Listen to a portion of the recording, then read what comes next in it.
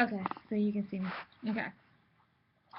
This is just going to be a quick video called Why You Mad Though? Okay, why you mad? So, let's read 1 Samuel 1:27. For this child I have prayed, and the Lord has granted me my petition, which I have asked of him. So, for this you have prayed. Let's remove child. Let's remove whatever. For this you have prayed, and the Lord has granted you your petition. Now, think about Hannah and Samuel. Having a child is not easy. You ask anyone who has a child, they will tell you it's not easy. You get lots of sleepless nights. You just get a lot of stress that comes with having a child. It's not easy, but it's also rewarding. It's one of the most rewarding things that a person could ever go through if they're truly ready. But having a child in no means is not easy. So let's go back to for this child I have prayed. And like I said, for this I have prayed.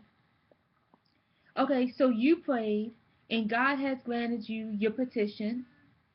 And now you're mad because it comes with all this extra stuff. But you prayed for this. You prayed for this. You spent hours before your on your hands and knees, probably not literally, but you spent hours crying out before the Lord, asking Him to fix your situation, asking Him to make it better, asking Him for what you have now. And now you're not happy with it because you didn't realize that, hey, okay, God gave me this blessing, but it also comes with something else. Now let me read something that I was just writing. So, you're upset the luxury apartment that you prayed for comes with expensive bills that I said I was going to pay. You're upset that you got fired from a job that was causing you unnecessary stress, a job that you hated with a boss that you were scared to talk to. You're upset over these things that you prayed for. Now, you may not have prayed exactly like this, but God gave you exactly what you asked for. Why are you mad? Huh? Why are you mad? Okay, so you moved in that luxury apartment. You didn't count on high bills. Guess what? You moved on up. The bills are a little bit higher. The bills are a little bit higher than when you lived in that regular apartment that came with all the utilities. The bills are a little bit higher. It's like you cried and you cried about your job. You cried about how you didn't like your job. You had the stress and you had the feelings about things that was going to happen. You asked for this. You may not have said, hey, God, fire me from my job. But essentially, you let God know that you were unhappy and you let Him know that you were ready to move. So this is His answer to your prayer. Why are you mad, though? Why are you mad?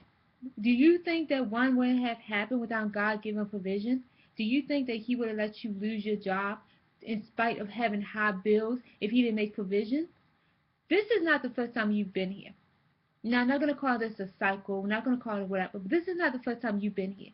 You have probably been here before. You have probably been in this situation. And know that if God came through, if He made a way, even if it wasn't the perfect way, even if the way was a little bit jagged, even if the way He seemed like, really, God, this is what you're going to give me? God made a way for you. And everything worked out. So trust Him. Trust Him. This is what you asked for. So why are you mad though? Why are you mad that this blessing that you came with stuff? Why are you mad though? You asked for this. Why are you mad? Huh? You asked for this. Why are you mad? And then another thing, you need to show up for your blessings. Show up for them. You sit here, you pray for this, you ask God for this, you ask Him to give you provisions and grace, and then you don't show up for your blessings. You ask God to give you a relationship. You ask God to bless you with this and bless you with that. You don't show up. You don't show up for your blessings. You ask God to give you a new position. You ask God to give you a new leadership, whatever. You don't show up. You stop showing up. You show up halfway. You give 50%, maybe 70 if you're having a good day. But either way, you don't show up. So that's one thing. When you get blessed, be prepared for everything else that comes with your blessing. Because you asked for this.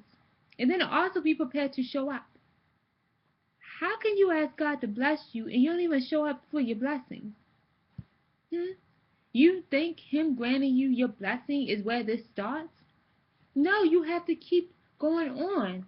So, I kind of wrote something earlier, so we're not going to read it again, but the first part, for this I have prayed, And then we need to add dot, dot, dot. And for this, I need to keep praying.